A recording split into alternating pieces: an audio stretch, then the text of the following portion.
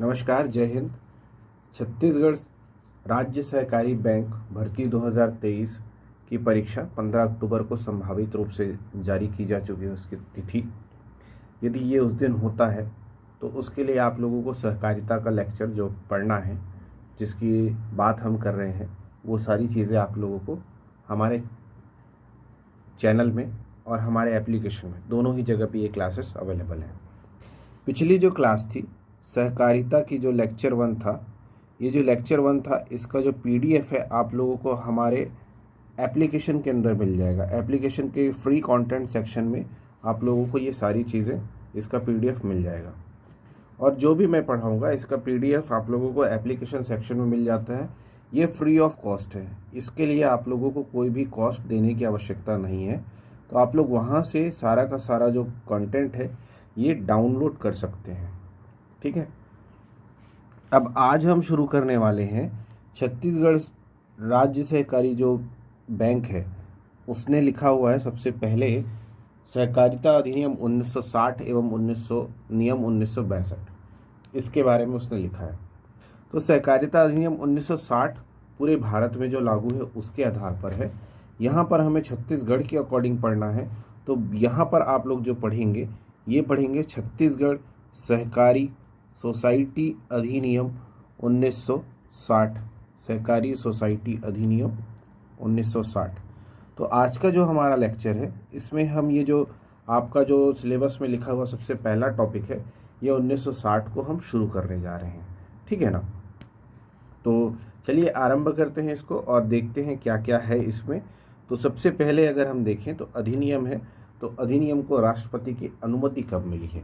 ये अधिनियम राष्ट्रपति के पास अनुमति प्राप्त हुई है इसे 28 अप्रैल 1961 को। 28 अप्रैल 1961 को इस अधिनियम को राष्ट्रपति द्वारा अनुमति प्रदान की गई है। मध्य प्रदेश के राजपत्र में ये प्रकाशित हुआ। क्यों प्रकाशित हुआ? क्योंकि 1961 में ये हमारा छत्तीसगढ़ राज्य अस्तित्व में नहीं आया था। तो मध्य प्रदेश के राजपत्र में ये प्रकाशित कब हुआ है? 12 मई 1961। 12 मई 1961 को ये मध्य प्रदेश के राजपत्र में प्रथम बार प्रकाशित हुआ है। इसका जो विधि अनुकूलन आदेश दिनांक है ये 13/6/2001 13/6/2001 के द्वारा क्या हुआ कि ये जो ओरिजिनल जो गठित हुआ ये छत्तीसगढ़ सहकारी सोसाइटी अधिनियम, ये तो अभी है। तो 1961 में क्या था ये? तो 1961 में ये था मध्य प्रदेश सहकारी सोसाइटी अधिनियम 1960, इस रूप से था ये, है ना।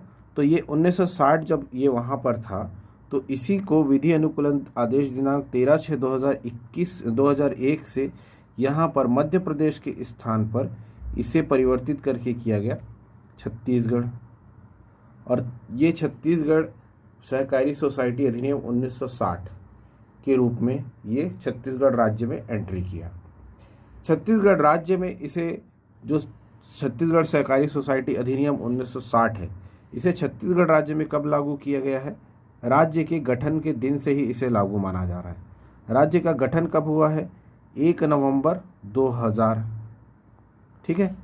1 नवंबर 2000, 1 नवंबर 2000 को हमारा राज्य बनकर तैयार हुआ था। तो उस दिन से ही हम छत्तीसगढ़ सहकारी सोसाइटी अधिनियम 1960 को हमारे यहाँ लागू मान रहे हैं। समझ आया? ये जो अधिनियम है ये भारतीय गणराज्य के भारत के 11वें वर्ष में आप लोगों को अधिनियमित हुआ है ना। 11वें वर्ष में अधिनियमित हुआ है। इस अधिनियम में कुल आप लोगों को 11 अध्याय और कुल 96 धाराएं, 96 सेक्शंस, ठीक है ना। 96 धाराएं आप लोगों को देखने को मिलती हैं इस अधिनियम के तहत। इसी 11 अध्याय और 96 धाराओं के अधिनियम को हम इसके अंतर्गत पढ़ेंगे। तो इसका जो पहला अध्याय है उस पहले अध्याय की चर्चा आज आप लोगों से करनी है।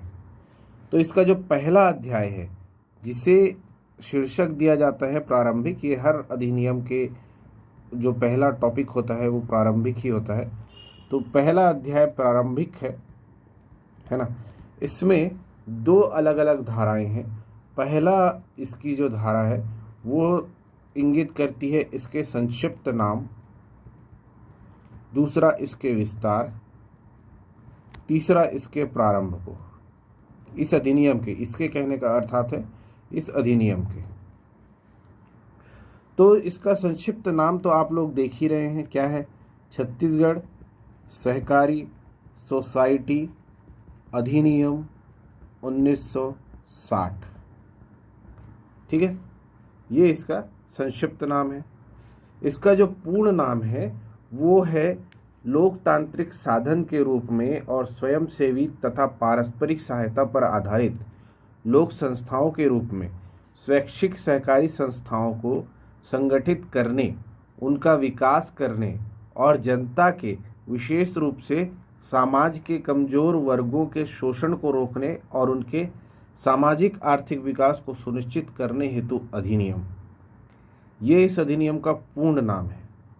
तो इस बारे में तो पूछा नहीं जाएगा, लेकिन पूर्ण नाम इतना बड़ा है, ये चीज़ मैं आप लोगों को लिख के प्रोवाइड कर दूंगा। अगर जिसको जिसको पूर्ण नाम पूरा रटना है वो रट लेना। बाकी इसका संक्षिप्त नाम इस नाम से प्रचलित है ये, तो ये वो आपके सामने रखा है। ठीक है, इसका विस्तार आप लोगों को देखने को मिलता है पूरे छत्तीसगढ़ में। कहाँ मिलेगा? पूरे छत्तीसगढ़ में। छत्तीसगढ़ कितना बड़ा है? छत्तीसगढ़ है 135,192, इतना बड़ा इसका एरिया है। और इस एरिया के अंतर्गत जितने भी सहकारी सोसाइटी हैं, अलग अलग सहकारी सोसाइटी हैं, कि कहीं दुग्ध है, कहीं पशुपालन वाली सहकारी सोसाइटी है, कहीं कृषि की सहकारी सोसाइटी है। ये जो बैंकिंग सोसाइटी है जिसके बारे में आप पढ़ रहे हैं, ये भी एक अपने आप में सोसाइटी है ना। तो ये दोनों चीज़ भी आप लोगों को देखना है। संपूर्ण छत्तीसगढ़ में आप लोगों को ये देखने को मिलेगा। ठीक, इसके बाद इसका प्रारंभ मैं आप लोगों को बता चुका हूँ कि ये कब से शुरू हो रहा है। आप लोगों को 1 नवंबर 2000 से लागू है। ठीक है, अब देखिए ये जो अधिनियम है, इस अधिनियम का जो धारा 2 है वो इस अधिनियम के अंतर्गत जितने भी अलग अलग नाम हैं उनको परिभाषित करता है। ठीक है, जितने भी अलग अलग नाम हैं उनको परिभाषित करता है। जैसे मैं कुछ आप लोगों को बता देता हूँ नाम वगैरह। पहला एक अपर रजिस्ट्रार होता है। अपर रजिस्ट्रार सहायक जो पंजीयक संस्थान होती हैं, सोसाइटी जो होती है, उसके अंतर्गत अपर रजिस्ट्रार एक पद है। तो ये कौन होगा? अपर रजिस्ट्रार कौन होगा? ये चीज़ जब कहा जाता है तो धारा 3 के अधीन नियुक्त किया गया सहकारी सोसाइटी का अपर रजिस्ट्रार यहाँ पर अपर रजिस्ट्रार के रूप में नामित होता है। ये चीज़ यहाँ पे बताया जाता है। ठीक है ना। इसके बाद आप देखेंगे कि आप लोगों को सहकारी जो सहायक रजिस्ट्रार है, उप रजिस्ट्रार है, संयुक्त रजिस्ट्रार है, सब के बारे में कौन कौन क्या क्या होता है, ये पूरी परिभाषाएं अलग अलग मतलब सेक्शन है। इसके अंदर 2 का, 2 ख, 2 ग, क का 1, ख का 1, ग का 1, ऐसा करके पूरा का पूरा अधिनियम में अलग अलग लोगों को यहाँ पे समझाया गया है। तो उसमें से मैं आप लोगों को कुछ जो मोस्ट इम्पॉर्टेंट से हैं उनको मैं आप लोगों को बता दे रहा हूँ, ताकि आप लोगों को कोई ये ना हो कि ये वाला चीज़ हमारे से छूट गया है ना। तो इसके परिभाषाओं के पहला परिभाषा अगर हम देखें तो इसका एक्चुअली इसकी धारा आप लोगों को याद रखनी है। धारा से अगर पूछ लिया तो धारा में फंस जाएंगे अपन, है ना। तो 2 का क जो है ये अपर रजिस्ट्रार को संबोधित है, ये अपर रजिस्ट्रार को परिभाषित करता है। ठीक है, अपर रजिस्ट्रार कौन होगा? धारा 3 के अधीन जो व्यक्ति है। धारा 3 जो है ये धारा 2 है। धारा 2 परिभाषा को बता रहा है। धारा 2 कहता है कि अपर रजिस्ट्रार कौन होगा? जो धारा 3 के अधीन नियुक्त होगा वो अपर रजिस्ट्रार होगा। ठीक है ना। इसके बाद आप लोगों को क का 1 मिलता है। ठीक है ना। ये क का 1 आप लोगों को इसी क का जो एक है, ये आप लोगों को शीर्ष सोसाइटी, जिसे आप अपेक्स बैंक कहते हैं, है ना, सॉरी अपेक्स सोसाइटी कहेंगे, ये जो शीर्ष सोसाइटी है इसे परिभाषित किया है। इसे किस रूप में परिभाषित किया है कि वह सोसाइटी जिसका उद्देश्य अन्य सोसाइटियों को जो कि उससे संबद्ध हो क्रियाकरण के लिए सुविधाएं देना और उसके क्रिया क्षेत्र का विस्तार संपूर्ण छत्तीसगढ़ पर हो, वो क्या कहलाएगी? शीर्ष सोसाइटी कहलाएगी। क्या क्या बोला मैं? जिसका उद्देश्य क्या है? अपेक्स सोसाइटी कौन सी होगी? अन्य सोसाइटी को क्या करना है? हेल्प करना है। अन्य सोसाइटी को सुविधा प्रदान करना। अन्य सोसाइटी को यहाँ से हटाते हैं, जो उससे संबद्ध हो, ये आवश्यक है। अब दुग्ध सोसाइटी कभी भी जो एग्रीकल्चर सोसाइटी है उसको हेल्प नहीं करेगी। मत्स्य सोसाइटी केवल मत्स्य वालों को हेल्प करेगी, जो दुग्ध सोसाइटी है वो दुग्ध पशुपालन वालों को हेल्प करेगी, है ना। ऐसा नहीं होगा कि मत्स्य वाले दुग्ध को हेल्प कर देंगे। तो जो अन्य सोसाइटी, अपेक्स सोसाइटी, जिससे अन्य सोसाइटी जो संबद्ध हो उसको क्या करेंगे? अपन हेल्प करेंगे। क्या करेंगे? उसको सुविधा प्रदान करेंगे, ठीक है ना, सुविधा प्रदान करेंगे। अन्य सोसाइटी को जो उससे संबद्ध हो को सुविधा प्रदान करना, ये शीर्ष सोसाइटी होगी। जो ये सुविधा प्रदान कर रहा है वो शीर्ष सोसाइटी होगी। समझ आया क्या? इसके बाद आप लोगों को जो दिखने को मिलता है, इसमें सहायक रजिस्ट्रार की बात की गई है। सहायक जितने भी पद अधिकारी हैं, सहायक रजिस्ट्रार है, उप रजिस्ट्रार है, संयुक्त रजिस्ट्रार है, इन सभी को धारा 3 के अधीन नियुक्त किया जाता है। तो इसके बारे में भी चर्चा की गई है। इसका कार्य क्षेत्र क्या होगा? जहां सदस्यता ली जाती है और सोसाइटी की उपविधियों में जो विनिर्दिष्ट है, अर्थात जो सोसाइटी के अलग अलग क्षेत्र हैं, लेकिन ओवरऑल इसका कार्य क्षेत्र क्या होगा? वो आप लोगों का जो है छत्तीसगढ़ के सीमाओं के अधीन ही होगा, ठीक है ना। चलिए, इस अधिनियम की धारा 4 ग क इंग्लिश में लिखूं तो धारा 4C1, ये आप लोगों को क्या परिभाषित कर रही है? ये लिख रही है केंद्रीय सोसाइटी के बारे में। ये कहती है कि केंद्रीय सोसाइटी क्या होगी, ठीक है ना। केंद्रीय सोसाइटी क्या होगी? केंद्रीय सोसाइटी वो सोसाइटी होगी जो जिला सहकारी कृषि और ग्रामीण विकास बैंक या अन्य कोई सोसाइटी जिसका कार्य क्षेत्र राज्य के किसी भाग तक सीमित हो तथा जिसका उद्देश्य सोसाइटी के उद्देश्यों को संप्रवर्तित करना है और जिसकी कम से कम 5 सदस्य सोसाइटी हो। क्या चीज़ हुआ? सबसे पहला ये क्या बोल रहा है कि आप लोगों को क्या होना चाहिए? सबसे पहला जो चीज़ है, 5 मिनिमम सोसाइटी इसके साथ संबंध होगी। 5 मिनिमम सोसाइटी होगी, ठीक है ना। आप लोगों को ये चीज़ पूछा जाएगा पेपर में, तो अधिनियम से पूछा जाएगा। और दूसरा, केंद्रीय सोसाइटी के अधीन न्यूनतम कितनी सोसाइटियां हो सकती हैं? कम से कम 5 सदस्य सोसाइटी होगी, ठीक है। ये चीज़ हो गया, ठीक। इसका कार्य क्षेत्र कहाँ तक होगा? राज्य के किसी निश्चित भाग तक होगा। राज्य के किसी निश्चित क्षेत्र तक सीमित। अपेक्स सोसाइटी जो होगी उसका कार्यक्षेत्र संपूर्ण छत्तीसगढ़ होगा, लेकिन केंद्रीय सोसाइटी जो है उसका कार्यक्षेत्र राज्य का एक सीमित हिस्सा ही होगा, ठीक है ना। और इसका उद्देश्य क्या होगा? जो अन्य जो सदस्य सोसाइटियां हैं उनके काम को कंटिन्यू करना, ठीक है ना, उनको हेल्प करना, यही चीज़ इसका वो होगा। इसमें जो बेसिक सबसे इम्पोर्टेंट जो चीज़ है वो है, इसमें 5 मिनिमम सोसाइटी होगी। ये चीज़ आप लोगों को दिख रहा है, ठीक। दूसरा, इसके अंतर्गत जो चीज़ है, इसका जो कार्यक्षेत्र है वो राज्य के किसी निश्चित क्षेत्र तक सीमित होगा। यहाँ पे मैं कार्यक्षेत्र लिख देता हूँ। मैं आप लोगों को जो अधिनियम है उसको डिकोड कर रहा हूँ। अधिनियम पढ़ना अपने आप में एक बहुत बोरिंग चीज़ है, तो इसी अधिनियम की जो इम्पोर्टेंट चीज़ है वो मैं आप लोगों को डिकोड कर रहा हूँ। आप में से जो लोग लॉ के स्टूडेंट हैं या फिर जिनको अधिनियम पढ़ने में समझ आ जाता है तो वो अधिनियम को पढ़ सकते हैं। अधिनियम 140 पेज का अधिनियम है ना। आराम से आप लोगों को मार्केट में ये ईजिली अवेलेबल है। आप लोग चाहें तो सीधे सीधे मार्केट की पुस्तक भी खरीद सकते हैं अधिनियम की, लेकिन वो केवल एक अधिनियम को ही कवर करेगा और वो 1960 की ही अधिनियम होगी, है ना, और उसके अतिरिक्त उसमें कुछ भी नहीं होगा। तो मैं उस अधिनियम से आप लोगों को जो जो इम्पोर्टेंट चीज़ है वो मैं आप लोगों को पढ़ाऊँगा। मैं पूरा का पूरा अधिनियम आप लोगों के सामने डिस्कस नहीं करने जा रहा हूँ, ठीक है ना। चलिए आगे बढ़ते हैं और समझते हैं इसका अगला धारा जो है धारा 5(ग)(2). क्या बोला मैं? धारा 5(ग)(2).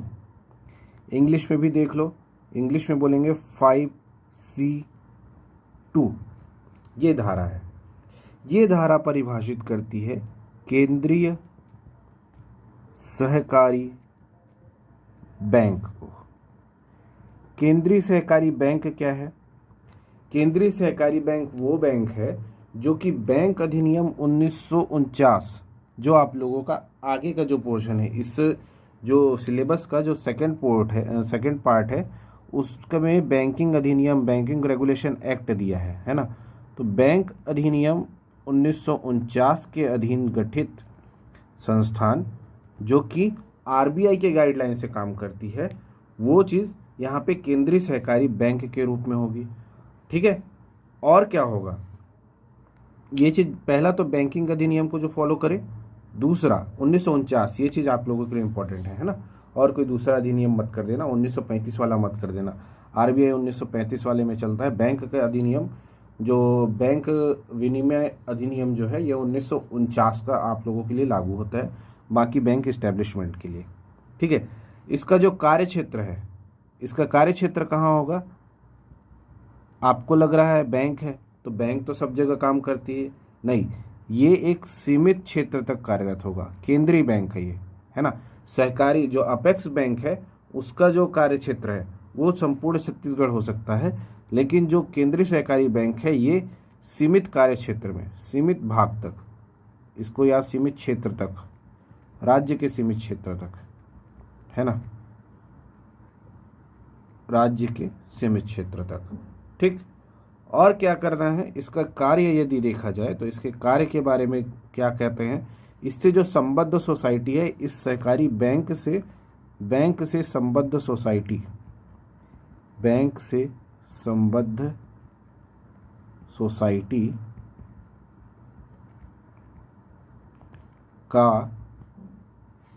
का क्या करना है आप लोगों को? साख सृजन का कार्य करना है। साख मतलब होता है लोन, निधि, फंड। इससे जो संबंधित जो सोसाइटी हैं उनके लिए फंड इकट्ठा करना, उनको फंड अलॉट करना, उनके लिए लोन जनरेट करना, ये सारे इसके कार्य क्षेत्र में आते हैं, ठीक है। तो ये वाला चीज़ भी आप लोगों के लिए हो जाएगा यहाँ पर काम। इसके बाद फिर आप आगे चलेंगे तो आगे आप लोगों को अधिनियम में जो इम्पोर्टेंट धारा है वो है अंगा इंग्लिश में इसको लिखेंगे, इसको आगे लिखते हैं E1, हिंदी में इसको हम ऐसे बोलते हैं अंगा और का। धारा 2 का सेक्शन E या फिर हिंदी में अंगा और का, ये आप लोगों को डिफाइन करता है मुख्य कार्यपालक के बारे में, ठीक है।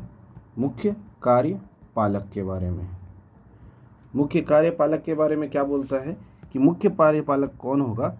जो धारा 49 के तहत, धारा 49 अंगा के तहत, जो धारा 49(49)E के तहत जो व्यक्ति नियुक्त किया जाता है वो क्या होगा? मुख्य कार्यपालक होगा, है ना, जो कि सहकारी सोसाइटी के प्रबंधन का कार्य करेगा। क्या करेगा? प्रबंधन का कार्य करेगा।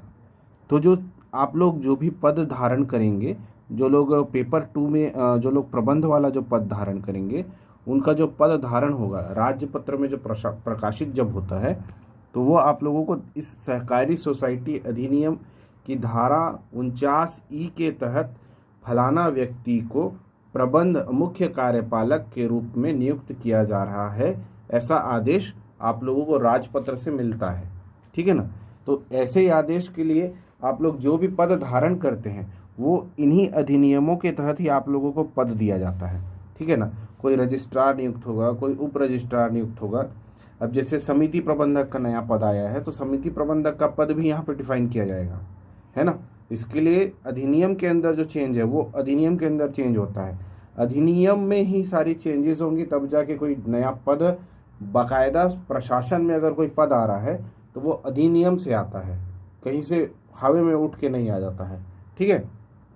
चलो आगे का इसमें जो इम्पोर्टेंट वाला जो वो है उसमें धारा 2 के अधीन आप लोग अगर आप देखेंगे तो धारा 2 के अधीन आप लोगों को धारा 2 का जो इंग्लिश में नहीं हिंदी में है ये, और इंग्लिश में आप लोग इसको लिखेंगे क्या, जी के बाद आता है क्या,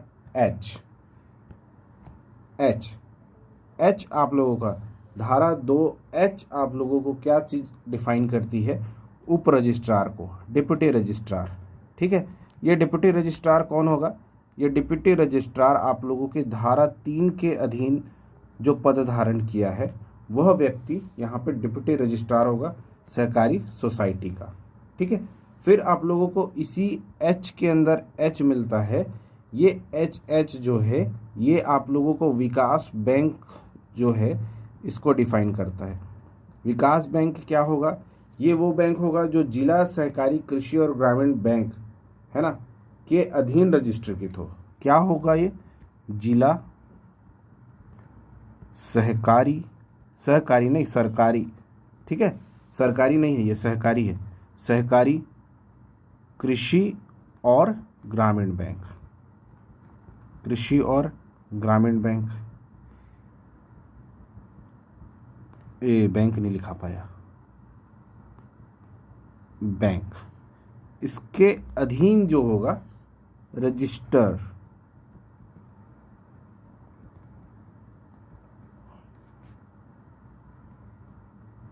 ये आप लोगों का विकास बैंक होगा। ठीक है। इसके बाद आप लोगों को जो मोस्ट इम्पॉर्टेंट आप लोगों को जो मिल जाता है वो कौन सा होता है, आपका संघीय सोसाइटी। ये आप लोगों को धारा 2H तक पहुंच गए, धारा 2 के हिंदी में इसको हम बोलेंगे धारा 2 सेक्शन ठीक है। धारा 2 का ये क्या में ही है, मतलब कि आप इसको पढ़ते कैसे हैं, ये तो साइंस जो लॉ बैकग्राउंड के हैं वो लोग अच्छे से समझते हैं कि सेक्शन 2 के अंतर्गत आप लोगों को फेडरल सोसाइटी को परिभाषित किया गया है। फेडरल सोसाइटी को हम बोलते हैं कि संघीय सोसाइटी, संघीय सोसाइटी के रूप में इसको क्या किया गया है, आप लोगों को परिभाषित किया गया, संघीय सोसाइटी को परिभाषित किया गया है। तो संघीय सोसाइटी क्या होती है, वह सोसाइटी जिसकी अंश पूंजी का सरकारी अंश पूंजी को अपवर्जित करते हुए कम से कम 50% सोसाइटियों द्वारा धारित हो।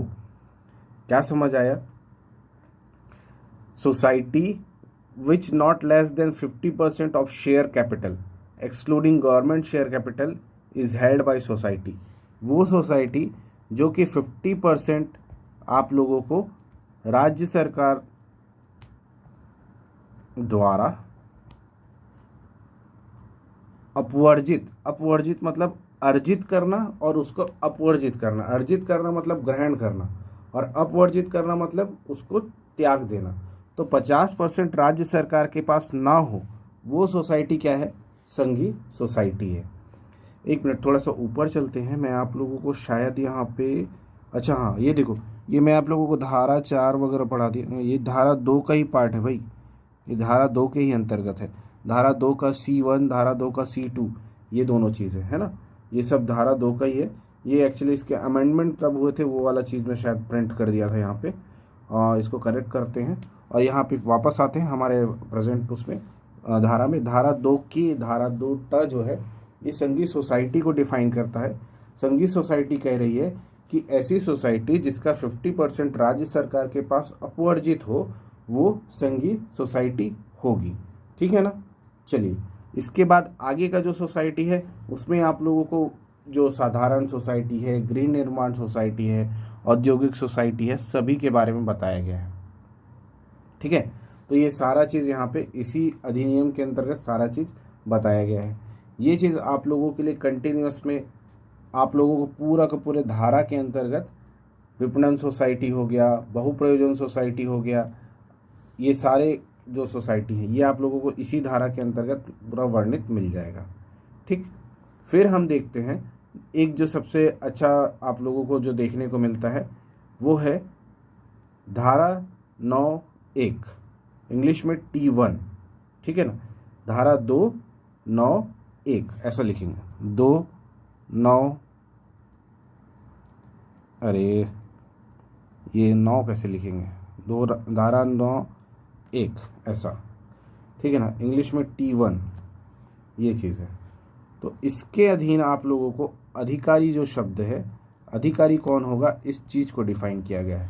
अधिकारी क्या बोला, जिसको सोसाइटी के अधीन कर्तव्य करने के लिए पदभार दिया गया है वो इसका अधिकारी होगा। ठीक है ना, ये चीज़ यहाँ पे हो गया। फिर आप लोगों के लिए जो सबसे इम्पोर्टेंट जो हो जाता है वो है धारा प का 1, धारा 2 उसका सेक्शन प उसका 1, इंग्लिश में इसको बोलेंगे U और 1। ये आप लोगों को डिफाइन करता है प्राथमिक सोसाइटी को। आप लोगों को जो काम है, जो पदभार मिलेगा उसके तहत आप लोगों को ये सारी इन लोगों के बारे में देखने को पड़ेगा। ठीक है ना, प्राथमिक सोसाइटी, ये प्राथमिक सोसाइटी क्या होगी, वो सोसाइटी जो कि शीर्ष भी ना हो और केंद्रीय भी ना हो, वो सोसाइटी क्या होगी, प्राथमिक सोसाइटी होगी। ये चीज़ कहा है इस धारा के अधीन। और इसी धारा के प के 2 में ही अर्थात U2 में ही आप लोगों को डिफाइन किया गया है प्राथमिक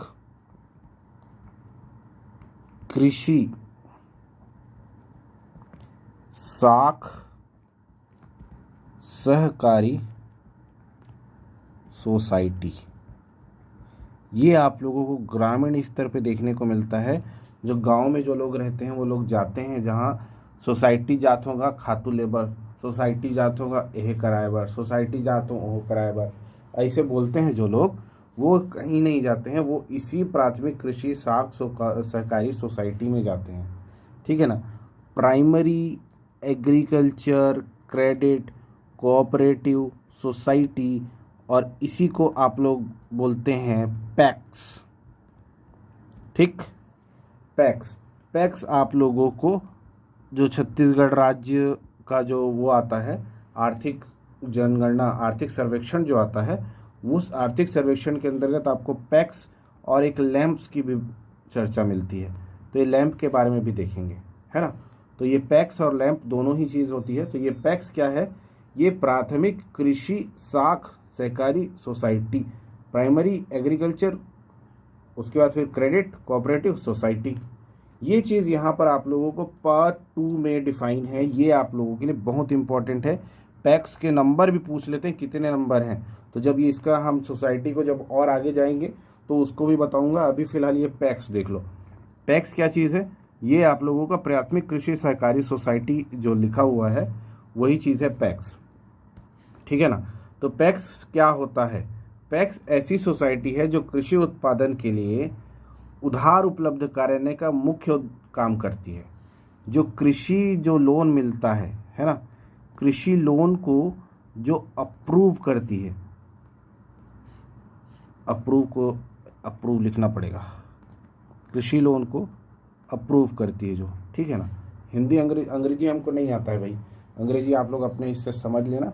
हमको जितना ABCD आता है हम उसके हिसाब से पढ़ा देते हैं। हमको हिंदी आता है, हम हिंदी के छात्र हैं और हिंदी में ही पढ़ाते हैं। तो ये अप्रूव जिनको होता है कृषि लोन, ये कृषि लोन अप्रूव करने का जो काम करती है ये सोसाइटी काम करती है। सोसाइटी अप्रूव करती है, सोसाइटी बताती है बैंक को कि भाई इनके पास इतना ज़मीन है, इनके पास इतना सारा चीज़ है, ये इनके जो उत्पादन है वो इतना है। तो इस तरीके से आप वहाँ पे क्या होते हैं, आपका लोन अप्रूव करने का जो बेसिक काम जो होता है, जो एग्रीकल्चर लोन होता है, मतलब जिस किसी को ट्रैक्टर लेना है, किसी को किसी खातू वातू छिड़कना है तो उसके लिए कुछ पैसा चाहिए, किसी को दवाई खातू ही चाहिए। तो जिस भी तरीके से सहायता चाहिए होती है वो सहायता प्रदान करने का काम कौन करता है? प्राथमिक कृषि साख सहकारी सोसाइटी सबसे पहले इंसान के कहीं जाता है तो यहीं पर जाता है। ठीक है, इसके साथ इसमें कुल 4 अलग अलग चीज़ है। ये चीज़ देखो, ये आप लोगों को पूछेगा, है ना, निम्न में से कौन सा प्राथमिक कृषि साख सहकारी सोसाइटी के अधीन नहीं आता है या फिर उसके अंतर्गत नहीं आता है। तो आप लोगों को पहले तो ये पता होना चाहिए कि इसके अंतर्गत क्या क्या आता है। हवे हवे में सब पढ़ लोगे तो पता नहीं चलेगा। ठीक है, आप लोगों को जो अधिनियम के अंतर्गत जो दिया है, सीधे सीधे अधिनियम में यहाँ पे जो चर्चा कर दी गई है, आप लोगों को सिलेबस उठाओगे तो सहकारी समिति का पंजीयन के बारे में पूछ दिया है। पंजीयन से पहले आपको ये तो पता होना चाहिए कि आप लोगों को सहकारी सोसाइटी जो है, प्राथमिक सहकारी सोसाइटी है, उसमें किसको प्राथमिक सहकारी सोसाइटी के अंतर्गत रखते हैं। ठीक है ना। तो सबसे पहले इसके अंतर्गत है क्या? प्राथमिक।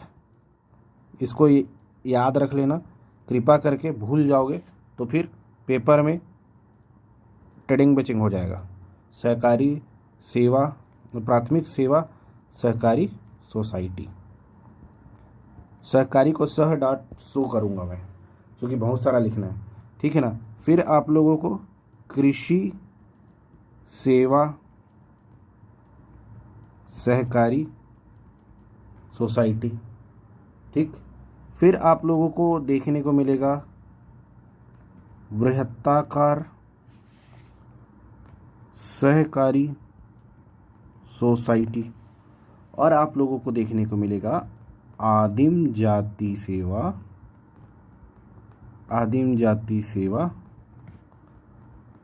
सहकारी सोसाइटी। प्राथमिक कृषि साख सहकारी सोसाइटी के अंतर्गत 4 अलग अलग सोसाइटी है और 4 सोसाइटी आती हैं इसके अंतर्गत। सबसे पहला प्राथमिक सेवा सहकारी सोसाइटी, दूसरा कृषि सेवा सहकारी सोसाइटी, तीसरा वृहत्ताकार सहकारी सोसाइटी, और चौथा आदिम जाति सेवा सहकारी सोसाइटी। समझ आया क्या? समझ लो, ये चीज़ काम का है। ठीक, इसके बाद प्राथमिक सहकारी बैंक को पढ़ेंगे। प्राथमिक सहकारी बैंक है आप लोगों को नेक्स्ट वाली धारा में, जिस धारा का नाम है, इसको मैं वापस से पेन कलर चेंज कर लेता हूँ। इस धारा का नाम है P3। P3 जो धारा है ये इंग्लिश में U3 के नाम से आपको दिखेगा। जब पेपर में आएगा तो यहाँ पे P नहीं लिखाएगा। अगर प को P लिख देगा तो फिर वो धारा ही चेंज हो जाएगी। इंग्लिश में ये धारा है, धारा U3। U ठीक से लिखाया है ना? U समझ लेना भाई, इंग्लिश वालों फेल हो जाओगे नहीं तो फिर। धारा P3 जो डिफाइन करती है, ये डिफाइन करती है आपके प्राथमिक सहकारी बैंक, प्राथमिक सहकारी बैंक को। अब प्राथमिक सहकारी बैंक क्या होता है भाई, समझते हैं। क्या है ये? जो नगर मतलब कस्बा या ग्राम संसाधन सोसाइटी,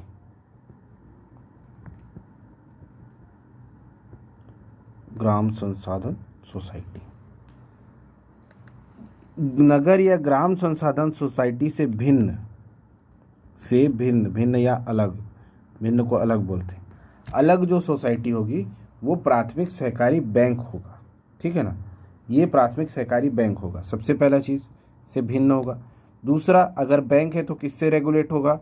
बैंकिंग रेगुलेशन एक्ट। ठीक है ना, तो बैंकिंग अधिनियम 1949 के अधीन जो बैंक के रूप में नामित होगा वो क्या होगा? बैंक होगा। तो प्राथमिक सहकारी बैंक कौन सा होगा? जो नगर या ग्राम से भिन्न होगा, और दूसरा बैंकिंग अधिनियम के तहत ये गठित होगा। ठीक, अब बैंक का जो कार्य होता है वो सारा कार्य ये करेगी। तो ये आप लोगों को प्राथमिक सहकारी बैंक जो है वो धारा 2P3 में डिफाइन किया गया है। धारा 2P3, धारा 2U3, ये चीज़ है। ठीक, क्या समझ आया? इसके बाद मैं आप लोगों को ना पूरा एक लिस्ट प्रोवाइड करूँगा कि धारा 2 के अधीन कौन सा वो है और डिफाइंड है। तो आप लोग फिर उस चीज़ को वहाँ से डील कर सकते हैं। जब आप लोगों को मैच द कॉलम के रूप में जब देता है और जैसा टेस्ट हमारे टेस्ट सीरीज़ में जो आएगा प्रश्न, तो मैं भी एक ऐसा प्रश्न डालूंगा, है ना, जहाँ से आप लोगों को थोड़ा सा दिमाग को ट्विस्ट करने की ज़रूरत पड़े कि कौन सा धारा किसको डिफाइन करता है। ठीक, आगे बढ़ें क्या। फिर आप लोगों को जो सबसे इम्पोर्टेंट हो जाएगा, ये होगा आप लोगों का जो अधिकरण है। ABCD देखो, ये U तक आ गए हैं। U के बाद क्या आएगा, UVWXYZ। जब इंग्लिश में जेड के आगे कुछ नहीं आता है तो इंग्लिश वाले लोग फिर उसी को AA BB ऐसा करके लिखना शुरू करते हैं, है ना, AA BB CC ऐसा करके लिखते हैं। तो कानून में भी ऐसा ही चलता है। तो कानून में जो अगली जो धारा आप लोगों को जो दिखती है, जो इम्पोर्टेंट है, वो है आप लोगों का EE। इंग्लिश में अब हम ही लोग इनका कॉपी कर लेते हैं डबल अंगा, है ना, तो ये चीज़ आप लोगों के मतलब का नहीं है यहाँ पे। तो यहाँ धारा 2 EE ये डिफाइन करता है आप लोगों को अधिकरण को। अधिकरण क्या होता है सर? अधिकरण वो है जो धारा 77, इसी अधिनियम की धारा 77 के अधीन